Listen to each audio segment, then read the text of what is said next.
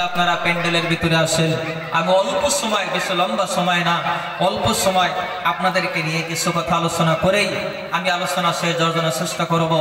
আল্লাহ যেন আজকের এই মজলিস আমাদের দ্বীনের দায়ী হিসাবে যে দুই একটি কথা বলা হবে, এই মজলিস যেন আল্লাহর দরবারে কবুল মঞ্জুর করে নেয়।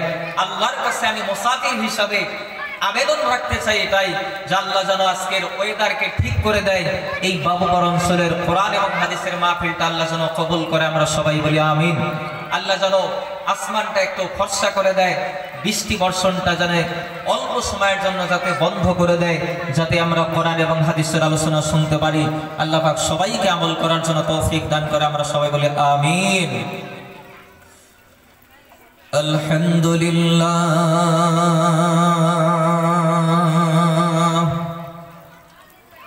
আলহামদুলিল্লাহ নাহমাদুহু ওয়া নাস্তাঈনুহু ওয়া নাস্তাগফিরুহু ওয়া নু'মিনু বিহি ওয়া নাতাওয়াক্কালু আলাইহি ওয়া নাউযু বিল্লাহি মিন শুরুরি আনফুসিনা ওয়া মিন সাইয়্যাতি আ'মালিনা মান ইয়াহদিহিল্লাহু ফালা মুদিল্লা লাহু ওয়া মান ইউদ্লিলহু ফালা হাদিয়া লাহু ওয়া নাশহাদু আন লা ইলাহা ইল্লাল্লাহু ওয়াহদাহু লা শারীকা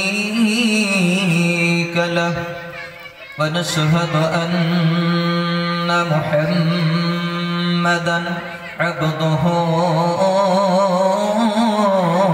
ওয়া রাসূলুহু أما بعد فأعوذ بالله من الشيطان الرجيم بسم الله الرحمن الرحيم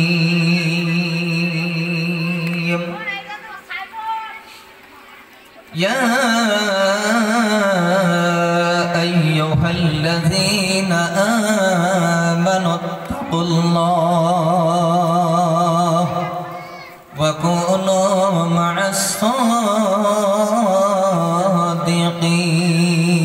الصادقين وقال النبي صلى الله تعالى عليه وسلم الكيس من دان نفسه وعمل لما بعد الموت والعاجز من اتبع نفسه هواها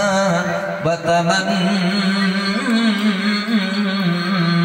على الله أو كما قال عليه الصلاة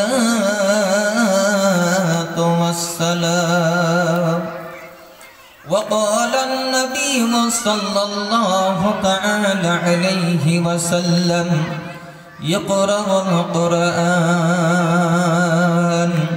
فإنه يأتي يوم القيامة شفيعا لأصحابه رواه المسلم أو كما قال عليه الصلاة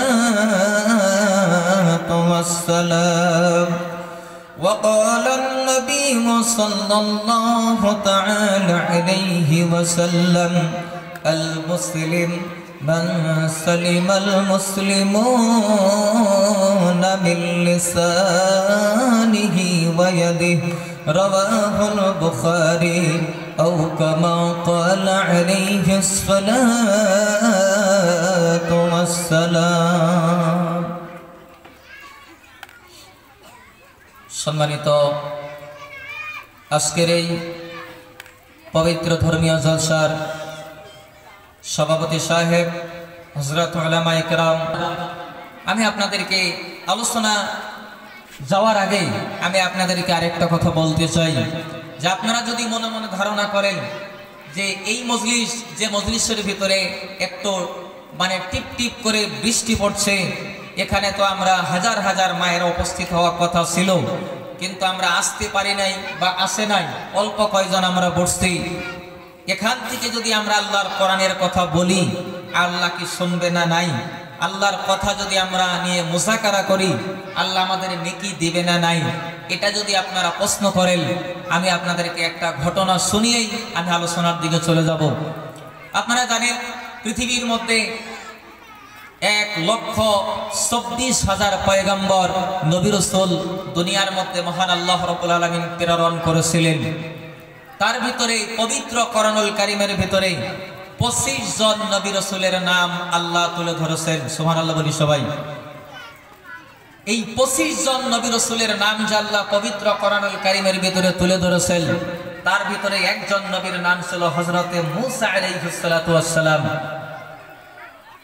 হযরতে মূসা কালিমুল্লাহ, হযরতে মূসা আলাইহিস সালাতু ওয়াস সালাম, তিনার ব্যাপারে আছে তিনি একদিন আমার আল্লাহকে ডাক দিয়ে বলেন, আল্লাহ, আমি মানুষের ভিড়ের মধ্যে আপনাকে ডাক দেই, মানুষের ভিড়ের মধ্যে আপনাকে ডাকি, আমার দিলে তেমন শান্তি আসে না, আমি আপনাকে একটু একা একা নিলিবিলি জায়গার ভিতরে আমি আপনাকে একটু একা একা ডাকতে চাই। আপনারা দেখবেন, আমিও নিজেও দেখছি আমাদের অঞ্চলের ভিতরে অনেক মায়েরা, আমার মা, আমার চাচিমা, আমার জেঠিমা, তাদের কাছে শুনছি যে অনেক মেয়েরা রাত্রেবেলা উঠে একা একাই তাহাজ্জুদের জায়নামাজটা বিছিয়ে দিয়ে তারা রাত্রেবেলা উঠে কান্না করে। এমন মা বোন অবশ্য আপনাদের বাবুপুর অঞ্চলের ভিতরেও আছে। হযরত মূসা আলাইহিস সালাতু ওয়াস সালাম আল্লাহকে ডাক দিয়ে বলেন, আল্লাহ, আপনাকে আমি একটু একা একা ডাকতে চাই। তবে হযরত মূসা আল্লাহকে ডাক দিয়ে বলেন, আল্লাহ, আপনাকে যে আমি একা একা ডাকবো, আপনি কোন দিকে আছেন? কোন দিক থেকে আপনাকে কি আমি আন্দাজি ডাকবো? আপনাকে যে আমি একা একা ডাকবো, আপনাকে কি আমি আন্দাজি আন্দাজি ডাকবো নাকি? আপনি যদি কাউকে ডাকেন, ধরেন একজন মেয়ের নাম সকিনা, সকিনাকে কি আপনি আন্দাজি ডাকতে পারবেন? অবশ্যই পারবেন না। একটা দিক লাগবো, কোন জায়গায় উপস্থিত আছে একটা দিক লাগবো, দিক নিয়ে তারপরে আপনি একজন আরেকজনকে ডাকতে পারবেন। হযরত মূসা আলাইহিস সালাতু ওয়াস সালাম আল্লাহকে ডাক দিয়ে বলেন, আল্লাহ, আপনাকে যে আমি ডাকবো, আমি কোন দিক থেকে ডাকবো? কথাটা সুন্দর করে শুনবেন।